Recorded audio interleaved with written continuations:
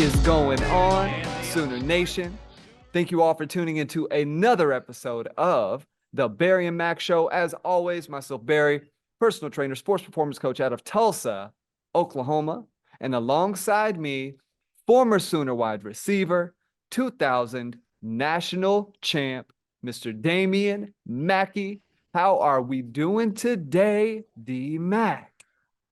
Officially summer, not by season, but by summer workout expectations. So as we speak to part three of this four-part series, let me just throw two fingers for all them Sooners out there in the sun burning up because Lord knows Schmidty getting on their ass. So salute to them.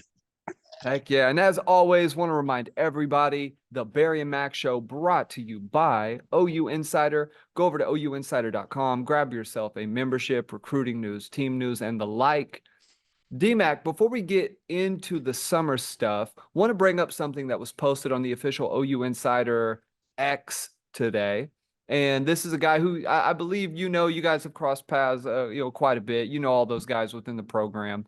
Curtis Lofton, sort of not unceremoniously, but just let's say without a lot of fanfare, has acquired the tag of general manager and sort of low key put it on the X space.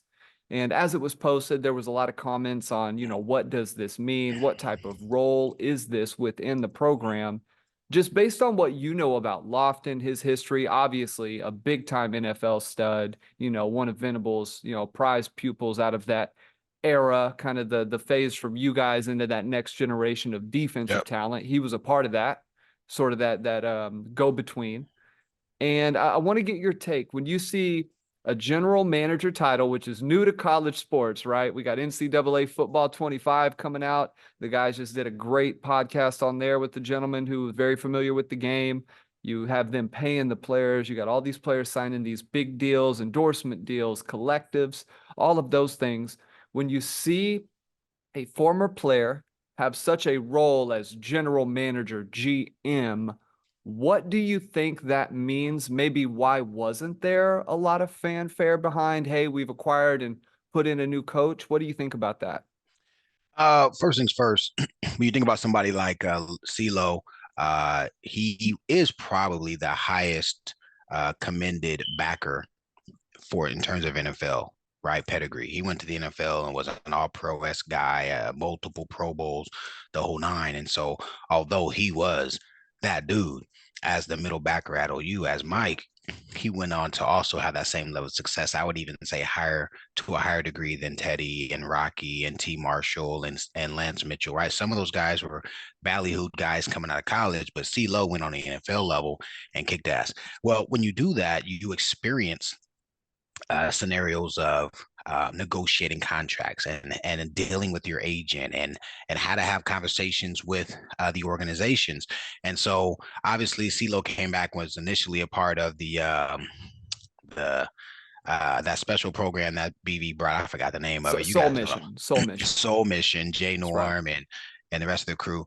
But CeeLo has a unique skill set, and he has in the past worked with helping the guys get the proper agents, making sure, the school is one, protecting itself, but also protecting the athletes as they transition into the NFL. And then more recently, just hearing in certain conversations that CeeLo was instrumental in being a face and I'd say liaison for the NIL phenomenon as it's taken place. And so I think now with the NCAA officially coming out and saying, hey, right, we have agreed $2.4 billion later or whatever it is to actually pay players. By the way, can I get some statute of limitations? You know what I'm saying? Please, like, what's up?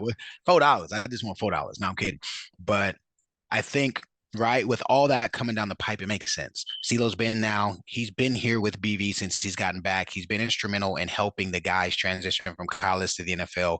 Once NIL became a huge component of the actual recruiting process, he became instrumental and addressing the process of high school guys and even some of the guys on the team who have agents and or handlers who help them accrue or market themselves for their name, image, and likeness, it makes sense. And so I think the title itself is probably not one you want to super promote because no one really knows, right, what the ramifications of it are going to be. And they probably don't want to put a bunch of direct pressure on Curtis in that regard. They want, and here's the deal, it's a title for now. I would say it'll take probably 5 years before you have people. Because think about it, it's not like there's Mm, any, there isn't like a track record yet, right? But yeah.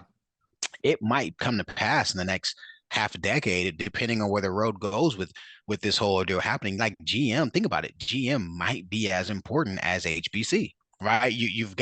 You've got these programs where you're like, oh, Belichick was the HBC and the GM, right? Then you got places like San Francisco where you've got Shanny and Shanny's son, and then you've got oh boy, who was a safety for the Broncos and for Tampa Bay. I should know his name, but anyway, Oh, Lynch. Yeah, John Lynch. Jay Yep. Lynch. Yep. I think CeeLo's in a position right now where number one, kudos to him, man. Parlaying, I think his just love for the Sooner family and the current players and program today into a title like that title might translate into a professional, you know what I'm saying, GM role or personnel role down the road. Mm, Um, interesting. but for the program today, I think we can safely say he's going to be a collaborator, right? Now with schools being able to earmark funds for different sports and or players or initiatives, you don't want to have this initiative, they have $500,000 and they're siloed away from this initiative, right? You got Bob's initiative and Bob Boomer Sooner. And his has 250,000. And then Yeah. you've got Bill's, covered wagons, right? And they've got $500,000. And separately they don't have a lot of sway, but when you collaborate all those initiatives together and you create an umbrella, now you've got 3.5 million dollars. The GM can help be a liaison between those initiatives, the university, the families, these potential agents, essentially play the role of a general manager. And so I think in that space, uh he checks a lot of boxes. Team guy, first things first, Oklahoma kid, Hmm. Oklahoma grown man. He's not a Important. kid. Oklahoma, obviously big time player, NFL guy, but also a huge NFL player. And then he came back and was in the Soul Mission and was integral with kind of like community, right? Um, Yeah. I think it's a home run. Well, I think it's a great hire. It'll be interesting to see what he's able to accomplish in that role down the road. Man, before we finish kind of unpacking this, I'm going to ask you a relatively loaded question that's very hard to predict. I'm asking you to crystal ball a lot of things with this question. You have D1 sports is going to get consolidated into basically the 64 teams that run everything. That is the Haves way and the things are have-nots. moving. Yeah, but we're moving that direction. You've got Castiglione and Del Conte on the Paul Feinbaum show earlier today. It was kind of weird, to be honest with you. Right. Talking about putting the Red River rivalry up against the Iron Bowl, up against the world's largest cocktail party, and basically Del Conte and Castiglione saying that rivalry takes second to nobody. And now that it's in the SEC, it's a big deal. But I kind of bring this full circle to say, with some of the court rulings that are coming out, you have GM positions.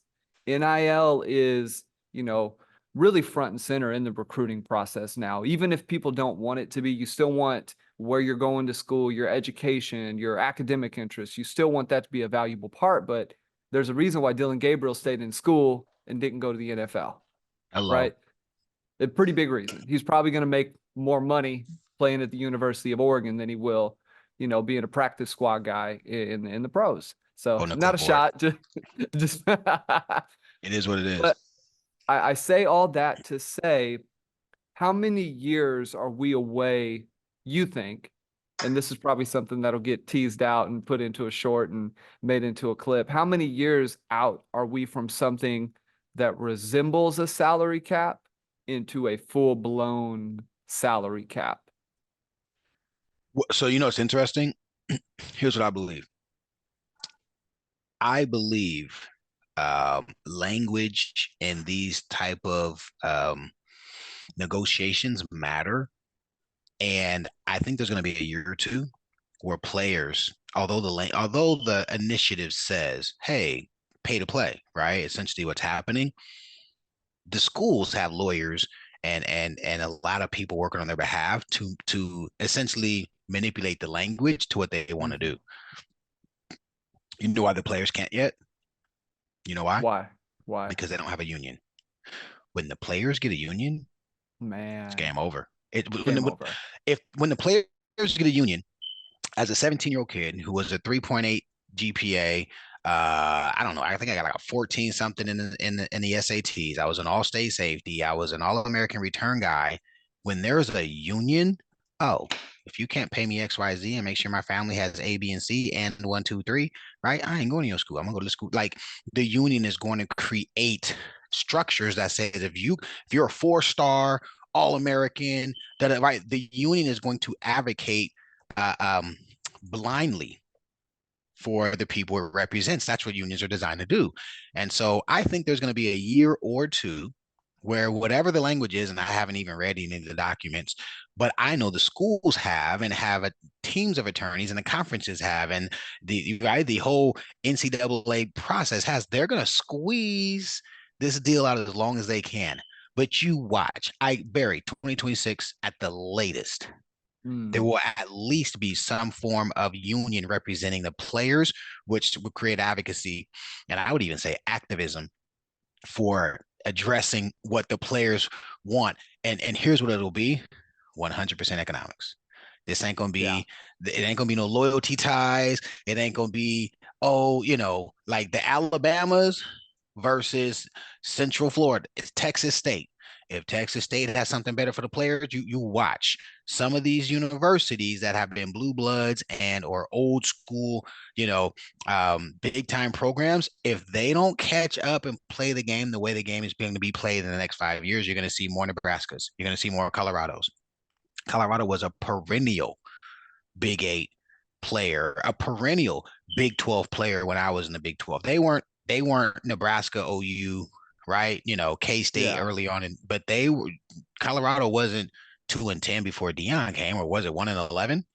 Yeah. Nebraska, probably one of the best teams of the 1900s, or at least from 1970 to 1999, right? That last Oh 25 yeah. years, Nebraska's probably the best program in America. And now they're like an also ran in the Big Ten, like the Big Ten, and an also ran. This is going to be another game changer with a whole dynamic of college football.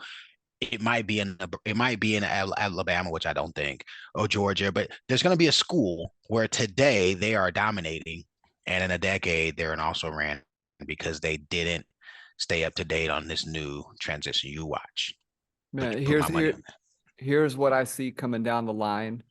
And I think you're right. I think when the players do unionize and there becomes bargaining between the two entities, you're going to run into that. I think the first shoe to drop, and call this a little bit of kind of an ethereal prediction, more so than anything, is the first time, and it hasn't really happened yet. NIL is still pretty new. The first time superstar 5-star quarterback that gets promised loads of money goes out there and tears his Achilles on the second drive, the first game, Week 0. and there you go. And all of a sudden, he's owed this exorbitant amount of money and is not seeing the field, wants to get paid. Say the school is having issues with getting the funds, or maybe there's an issue with the people who are backing that situation, saying we're not going to put money into a situation. Yeah, obviously the NFL still way behind in terms of guaranteed contracts, the NBA much further ahead in that regard.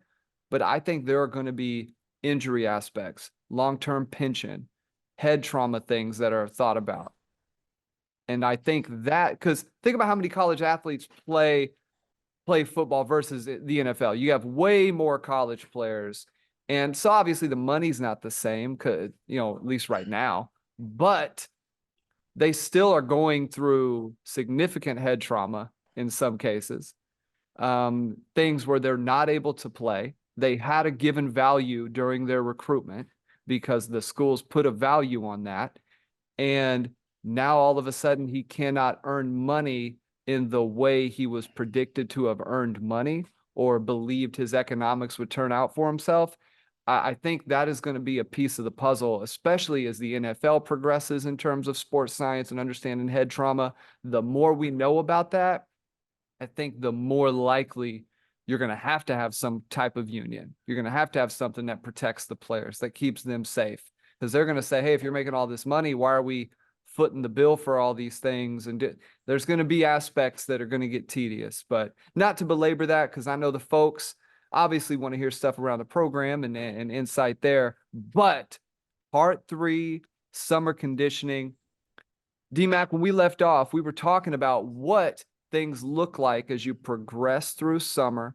You get to the middle, towards the end, you start maybe focusing a little less at times on, or at least it becomes more of a focus, the football side of things, 7-on-7, making sure that you're doing the one-on-ones, getting out there with your teammates and doing things of the like. But before we go there, I want to ask you, take me through, you're in the middle, getting towards the end of the dog days of summer. You haven't tested yet. How is the body feeling at this point? How are you looking? What is the general temperament of the players? Have a lot of players dropped out? Have certain players risen to the top? Are you starting to see who's separating themselves? Give us a peek behind that curtain. Yeah, first 3 weeks, getting your body prepared for hell. The first 5 weeks of summer, it's literally like I said, every week. Sunday night, you're like, oh my God, what's my time gonna be? Oh my God, what's my lift gonna be?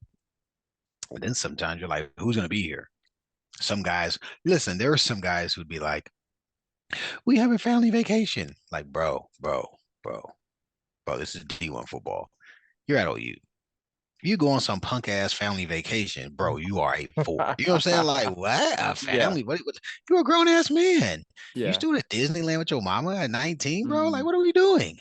But guys have to have excuses. Sometimes, I mean, like there were literally a couple of times where guys were like, "My mama said," "Yo, mama said," huh? Like, and so not gonna weeks fly. 1 through 5, when you get 6, 7, and 8, Barry, um, it's that mental switch. I Sunday nights so no longer are extremely scary. And with lifting, you know this because this is your expertise.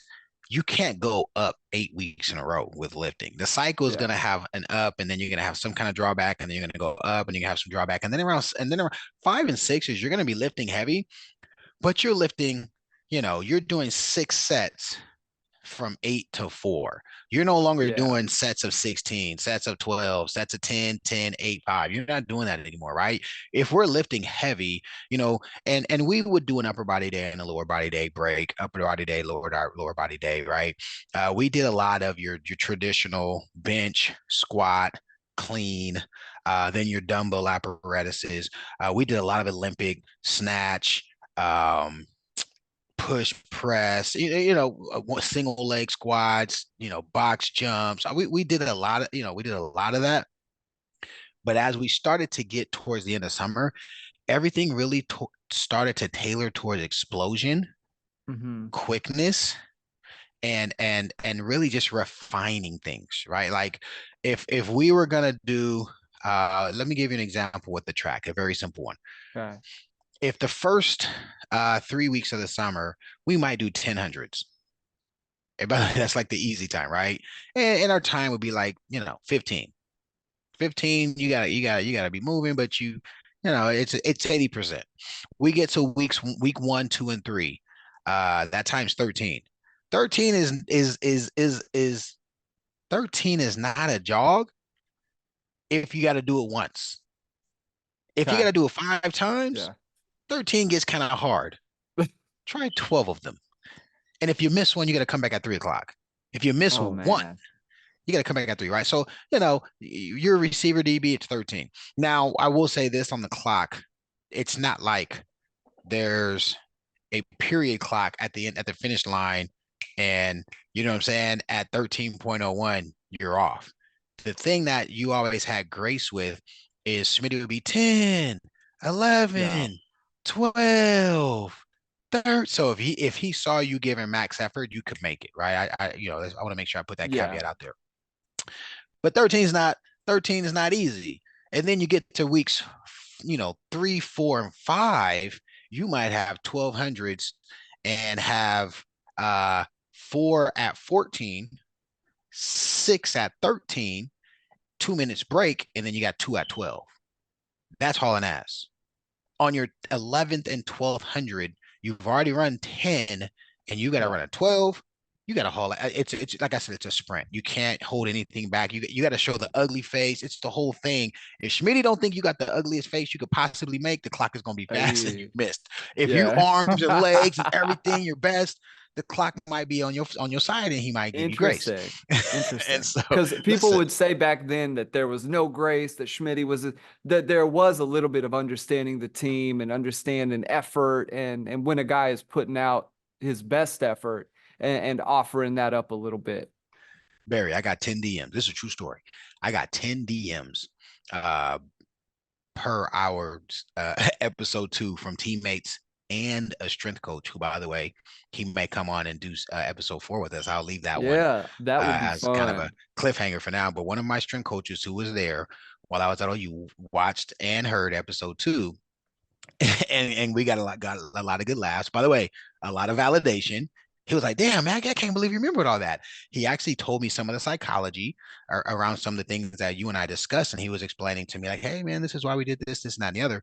Um, but the truth of the matter is, like, we got a lot of grace. I told you Hmm. we ran 8 trippers one time. You know what the Yeah. grace was? Josh Heupel couldn't make it. Rocky Kalmus couldn't make it. Torrance Marshall couldn't make it. Quentin Griffin couldn't make it. And these are guys that are 100% participant guys.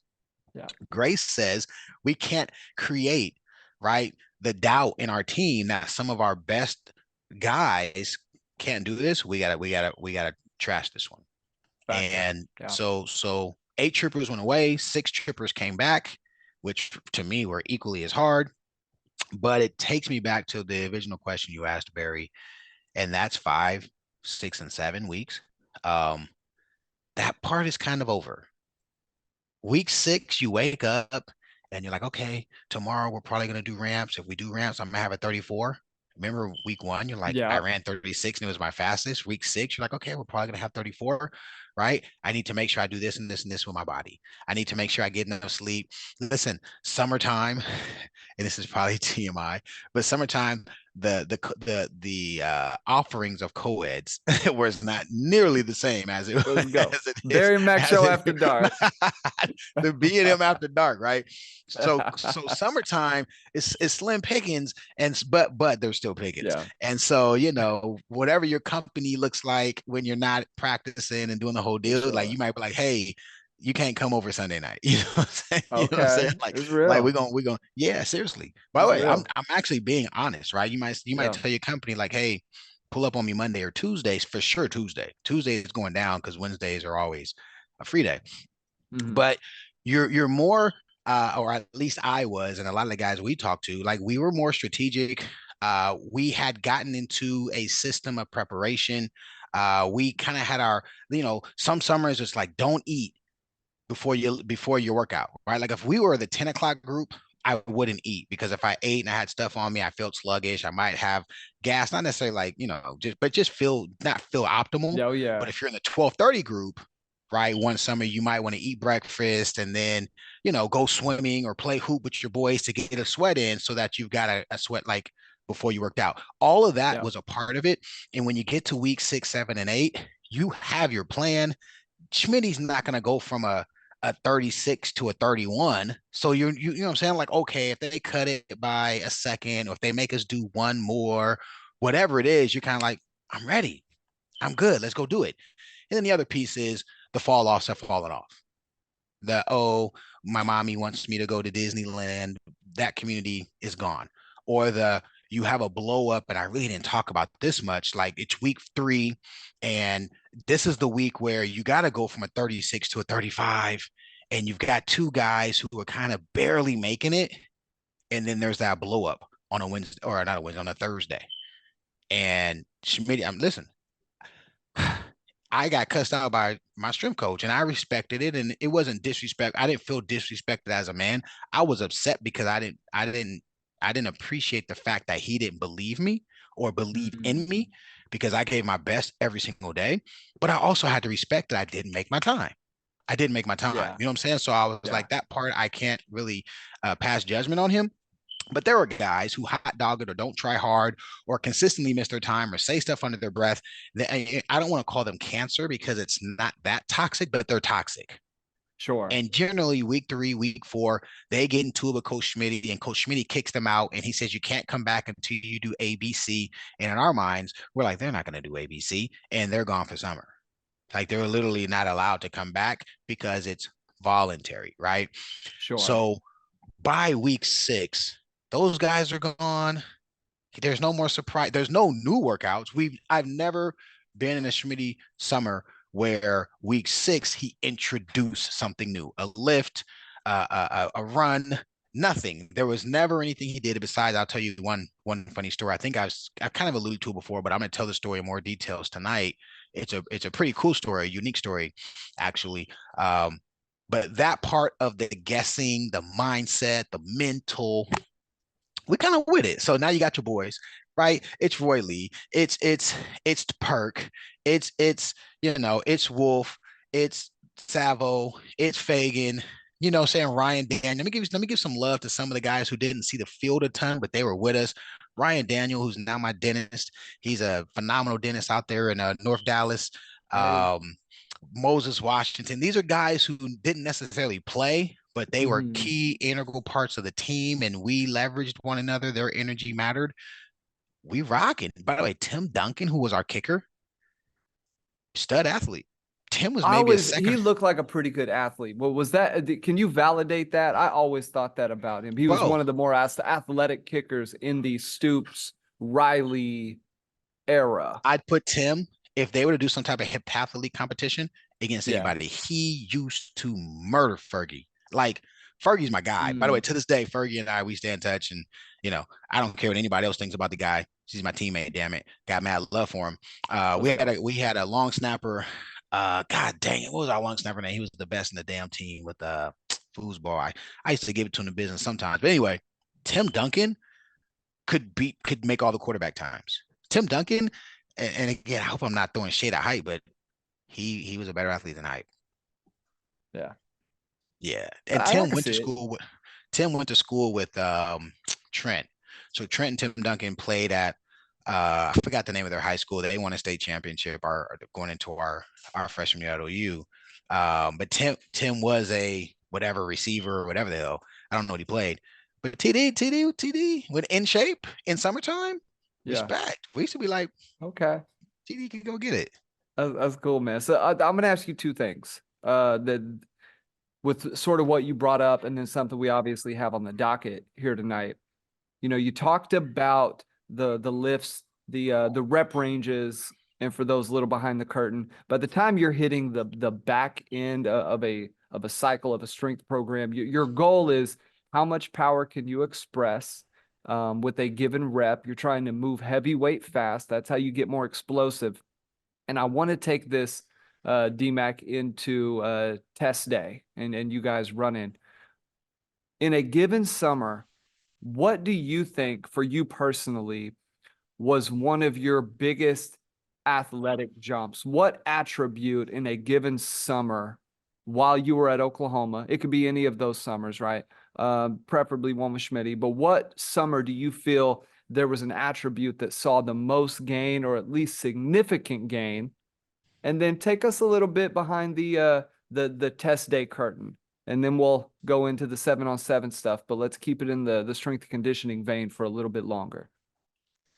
I mean, I think the thing that was a differentiator for me in college football was my change of direction and quickness. Mm-hmm. It translated on the film, it translated in practice, and it translated in drills. Like it was transferable. You know how some guys run really fast, but they're not really fast in pads, or some guys look whatever they look like Tarzan but play like Jane. My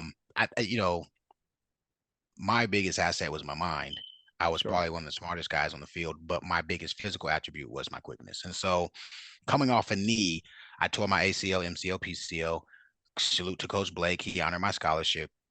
Stanford didn't. I was going to Stanford. I wasn't even considering OU. But when I tore my ACL in the state championship against De La, um, they reneged and wanted me to go to a prep school. You're wilding. And so I come in and I run my 40. So I train with Dawson. And by the way, I never had a summer with Prince because Roy and I came in like a week before fall camp. That's right. Freshmen, Yeah. freshmen didn't, freshmen, well, at least we didn't. I think some of the other freshmen came in early, some of the guys from Oklahoma, but Mm-hmm. Roy and I came in like the latest we could come in. And I intentionally did that because of my knee. I just wanted to be in the best shape to show my best when we first came in.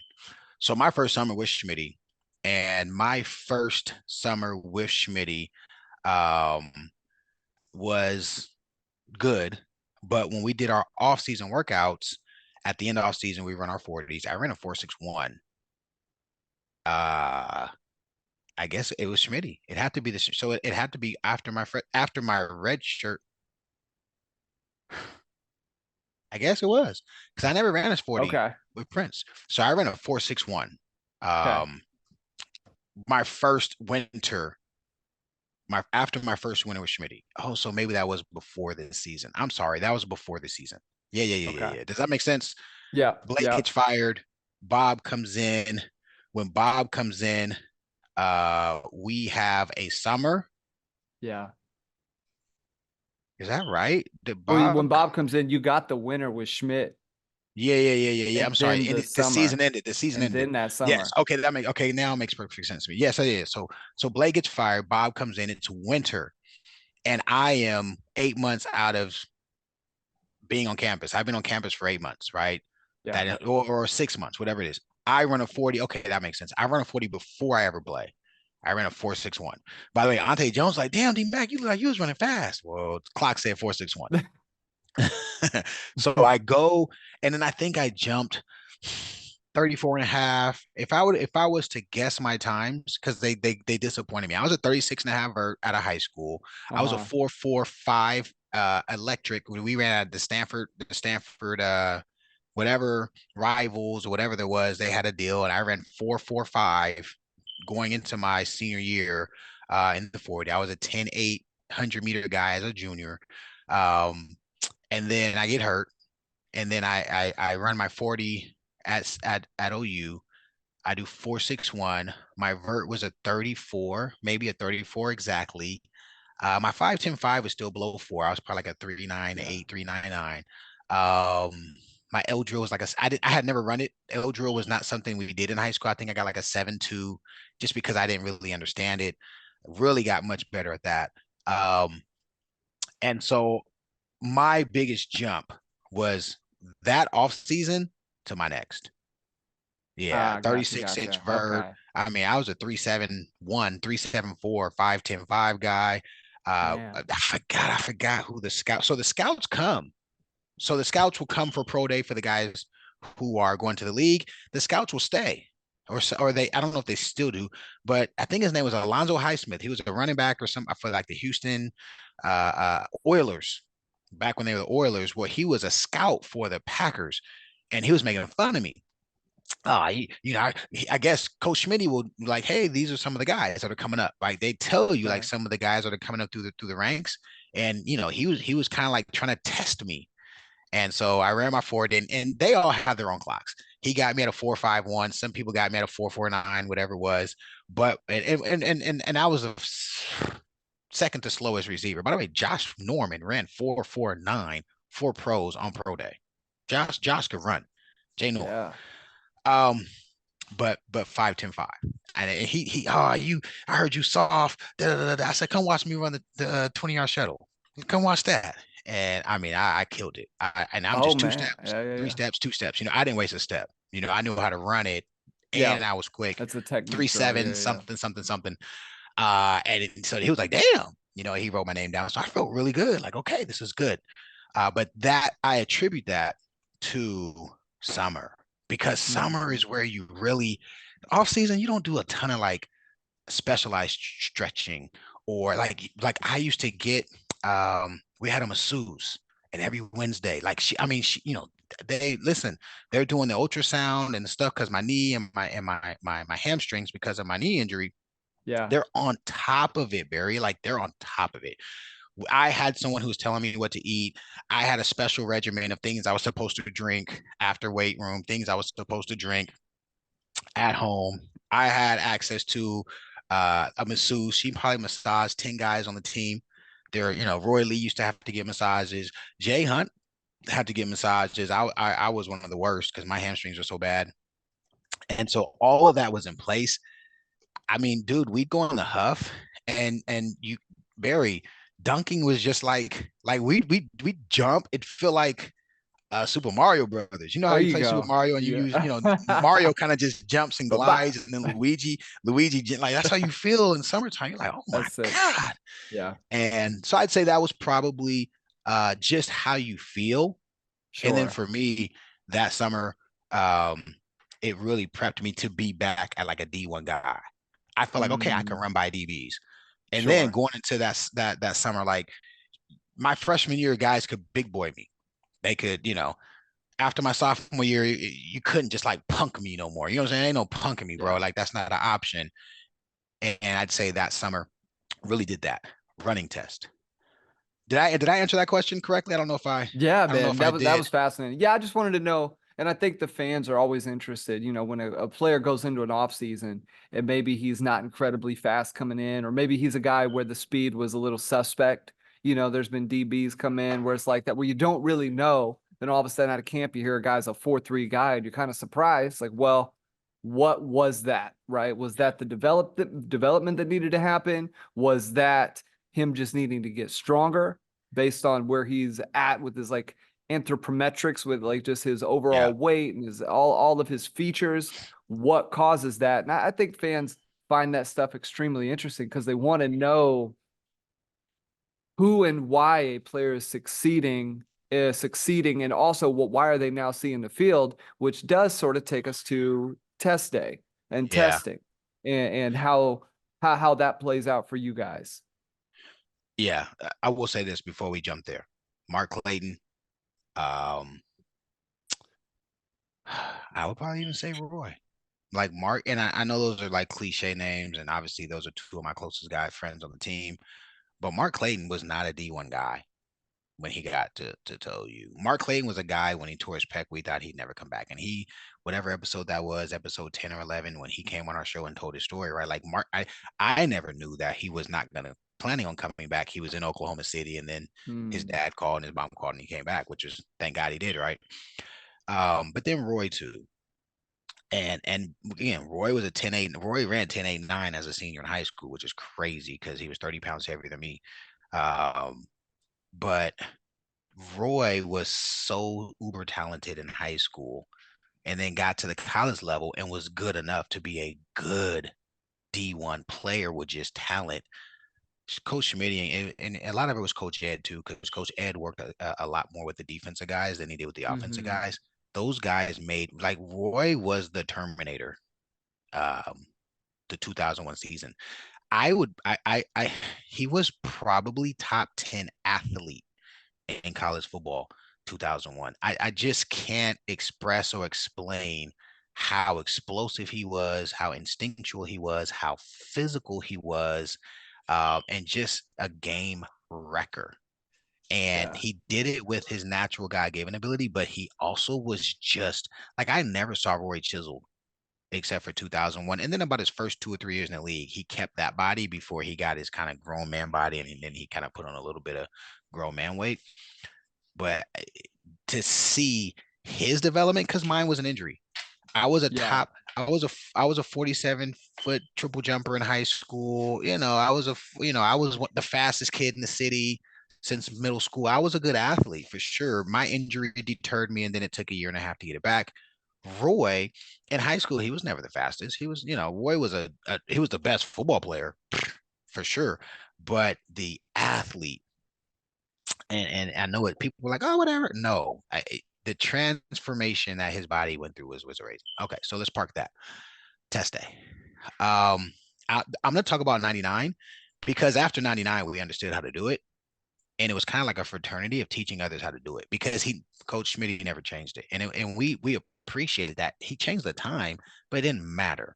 Once we learned how to do it, we could beat the time by 3 seconds because it's a mental test.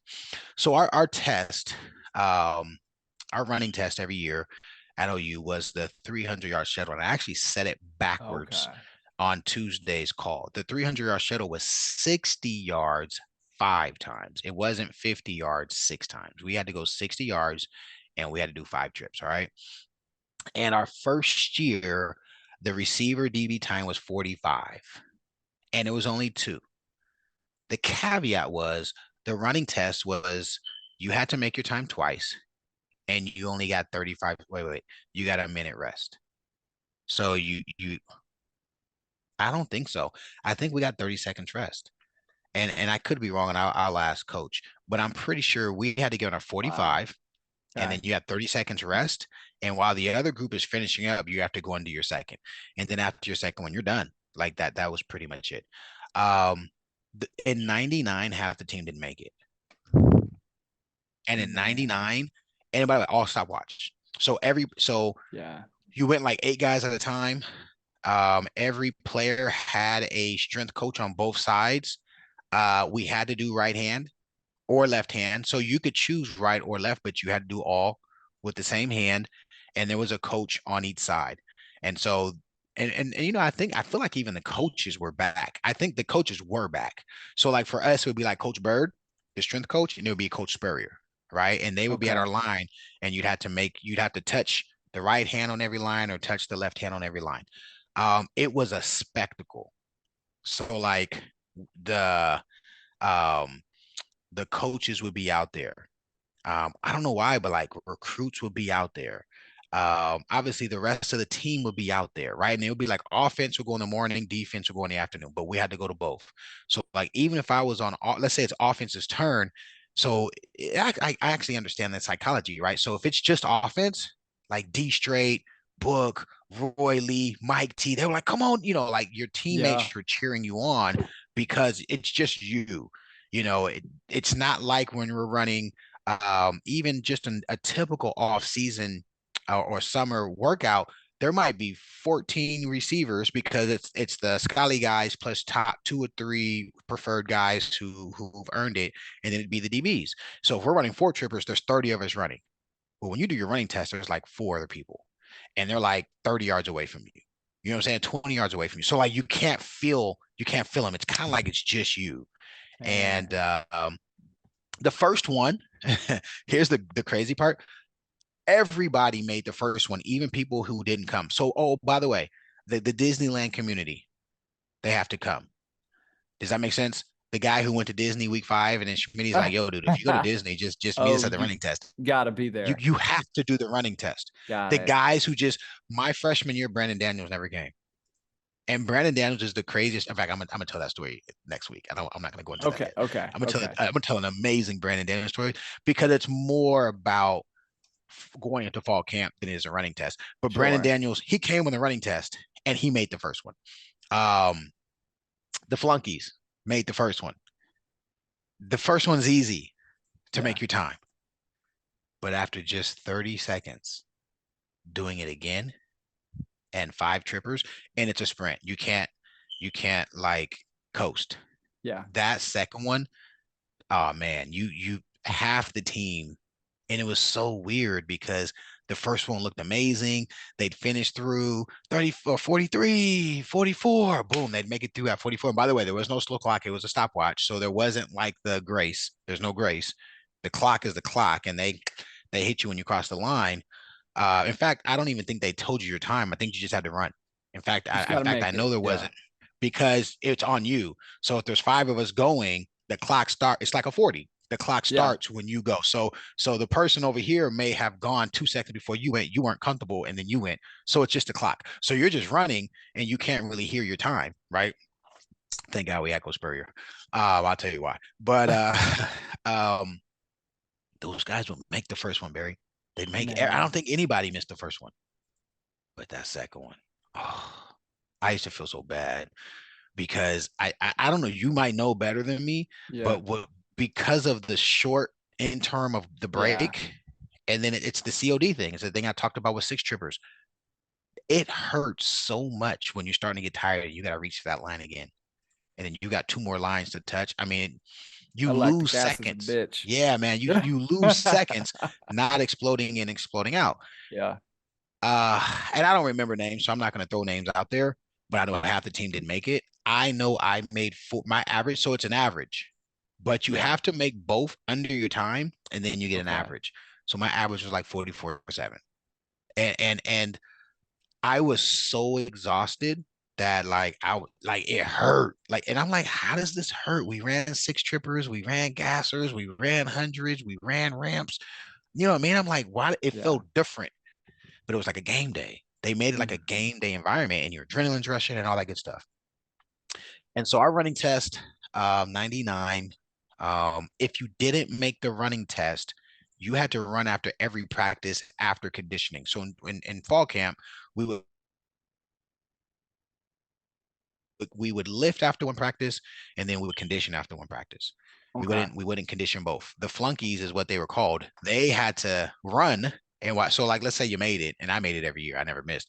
So when the practice that we had to lift, they were running while we lifted, and then they would lift and everybody else was leaving to go home. Oh, it was like you didn't like it. Trust me, it was not a good Yeah. thing to have. Um, but it was interesting to see how 11 weeks, because our summers were really 11 weeks. It was weeks 1, 2, and 3, and then we had 8 hard weeks. Um, they culminated, and really what we would call is the first game day. That running test, it Mm. was just so again, the coaches are there, recruits are there. There was environment. It was like, are you gonna punk out when the light in the sky is watching? Yeah. And 99, we had to run a 45, and I'll say this because we're not going to say it again. 2000, we had to do a 43 as receivers. Receivers and DBs time was Okay. a 43, and like 90% of us made it. Like that's how It's beautiful. mentally, you know what I'm saying? Like we were so far um advanced in our mentality that 2000 summer, he dropped it by 2 seconds, and some of us were 41.9. You know what I mean? Like I think my That's average was interesting. was less than 42. Like Dre was like 40.9 or 41.3 or something. Mike T had something crazy. Roy Lee made it and was like, yeah, I feel good. Like it was like, wow. It really um and so we were like, hey, coach, are you gonna change the test? Coach was like, no, the standard is the standard. You Yeah. guys are above standard. And we're like, I'm saying, like, oh, okay. Like it made us That's feel good. cool. Like it wasn't like he was moving the goalposts. We Yeah. were improving. And so a Mm. test day is always one I'll always remember. When I was a football coach, I made that our running test too, just 200-300 yard shuttles. I didn't give them the times we had to run. I think my receivers had to do like a 48. Um, but it definitely tests your will because you got to be fast. You got to Yeah. be fast enough to run, and you got to be in shape. And there's that mental part where like I only get 30 seconds and I got to do it again, and that second one hurts.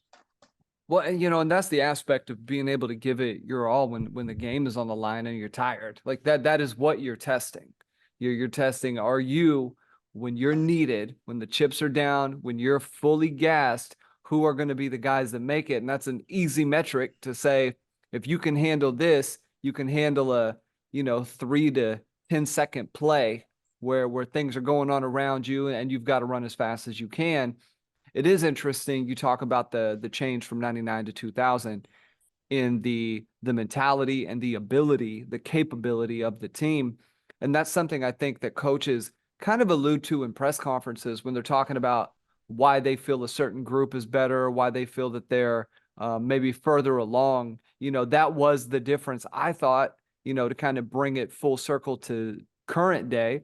The 22 to 23 team, this looked a lot better. And because of Yeah. that, they had a much better record. The athletes looked more athletic, even the guys who already looked good. I thought a guy like Billy Bowman had more pop when he moved. I thought Gavin Sawchuk, when he got out there, looked better, looked smoother. Jackson, not the same deal, but there was development there.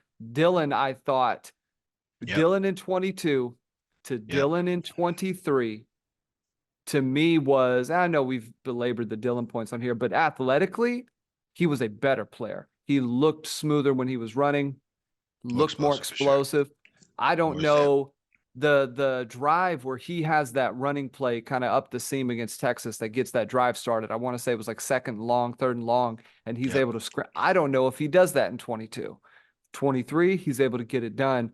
So coaches get to see this, and that is a piece of, is your team going to be good enough? If you got a bunch of guys who are dogging it or who miss it, who, that's a 500 team. That's a middling team.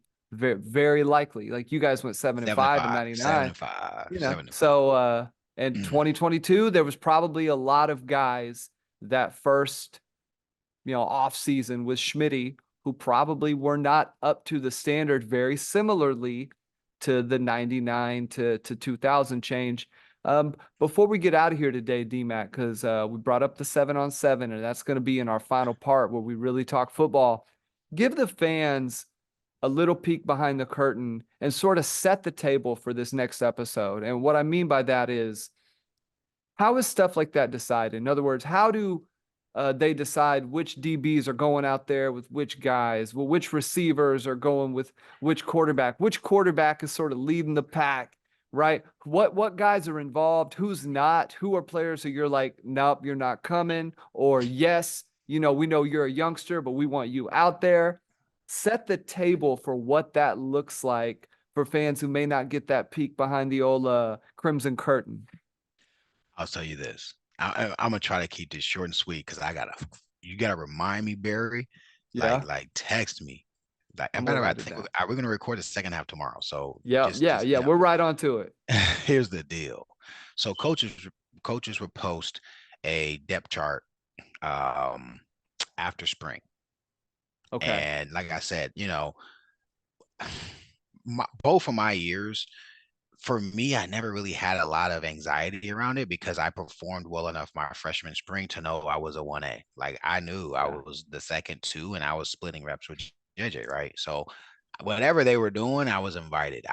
But it was interesting because there's always 10 or 11 like scholarship and or like guys on, the receive. I'm just gonna say like use the receiver side, but like during summer, that depth chart was I would say it was the entryway. But when we get on those fields, say, bro, back your ass up. Like when we would run, let's say it's hype, and then it's Nate, and then J Dub, and then there's a walk on dude. I don't remember who, or P Fletch. P Fletch is there, and P Fletch was a dog. That's my guy, right? So let's say those are the four Qs. First things first. If hype is up, and it's either Fagan, Savage, Wolfolk, Mackey, or Jay Norm. You got to go, and it's Hambone or Trent. It's Q and it's Seth. You know what I mean? Like if Yeah. hype is up, you don't even think about it. Now we might be like, Interesting. Willie P. Willie P had 2 weeks where he was kicking butt. Jump in there and get some X, right? And he might get a chance to go once or twice or three times. Yeah. Okay, so that's part of it. Then there's guys. So let me just use an example. Let's say me and Jay Norm, because me and Jay Norm were an or that entire season, right? Yeah. So let's say if this never happened with me and Jay Norm, we were both like, hey, bro, you get yours, you know what I'm saying? Because I had to go do X too, but I'm just gonna use us as an example. Because I'm gonna tell the story. The story is much better than my example. And this is a true figure story. But let's say it was me or Jay Norm, and Hype's like, hey, this is my last, whatever, my last session. Uh Jay Norm might hop up and I'm like, nah, blood, I'm going. Jay Norm be like, nah, I'm going. Nah, bro, it's me. Nah, D Mac is me. Nah, bro, you gotta wait that like when I tell you There were Man. times where there's no coaches, there's no police, and part of it is like, let's see who's the alpha, let's see who's going to back down. Yeah. Because there were some other guys where they were supposed to get reps. We might hear through the grapevine, Hype might be like, "Hey Mac, let's let Willie P and Brandon Jones get some reps." And let's say Kurt had a bad week the week before, and I'm just throwing out an example. I'm Sure. just saying this Yeah. stuff happened. Yeah. Kurt be like, "Nah, you sit your ass back down," and Brandon Jones have to sit it, or he could buck up. In Yeah. fact, an interesting thing, I will tell this, Savo did buck up. Savo got respect. Savo came in. Savo was not our year. Savo was a 99 recruit who played as a true freshman. True freshman, right? Yeah. And yeah, Okay. we were all redshirt freshmen. And Savo came in. And what I think happened, I'm pretty sure, is Coach Spurrier told him there was an opportunity. We had just lost Kaba, right? Ahmed Kaba was Mm, supposed to be our Z. He left after spring. Kurt is a guy who he hadn't proved himself yet. So imagine seeing a guy who can't touch his ankles, literally can't touch his ankles. yeah. You know what I'm saying? And you don't have depth. So when we recruited Antoine, I'm sure coach told Antoine, "Hey, there's an opportunity." And so one of those scenarios came up during summer because Antoine came for summer, and Antoine would then punk out. We were like, okay. And nah, bro, I'm going. Antoine had a deep voice. He was a guy. He carried himself like he was ready to play ball. And sure enough, in that scenario, Antoine was told he couldn't get a rep. Antoine was like, "I'm getting this rep, or you're gonna have to beat my ass. What are we doing?" We were kind of like, Man. Okay. okay. Went out there, Okay. and obviously, and Tweezy performed as a true freshman. So there's the depth chart, and then and really the quarterbacks on the offensive side of the ball, they really dictated that. On defense, there would be times where I'd go up, and again, guys, I'm speaking to you, but I'm also speaking to our listeners. It wasn't disrespect, it wasn't ego. We wanted to get work, but like for Yeah. instance, B Shelby comes. I think he's a 2000 class guy, and he was a guy who was not afraid to mix it up. And he obviously he and Roy played the same position, but like he tried to guard me his first summer. I'm like, bro, I'm not going against you. No, like literally, Hype stopped the drill and was like, no, OJ, get in there, right? Thatcher, get in there, Roy, because like we wanted our every rep, we wanted a good on good. Had to matter. Yeah. Yeah. Yeah. And so that part of it, I don't think people ever really treated it as ego either. Um, Mhm. you know, there was going to be plenty of time in fall practice. In fall practice, you run everything a million times, Yeah. and you got pads on. You know what I'm saying? So like, there's going to be Yeah. you go against everybody in fall camp. You're going Sure. to go against every single DB when you get to that place. And so I think that part was a big deal. And then I think the last thing about 7-on-7 is guys would pop. Some guys were not great at the Schmidty stuff. But when you got on 7-on-7, their natural ability would take over and you could see the ball players. And you were like, oh, Mm, shoot, okay. And yeah. some of the guys could run all day when they were in shape.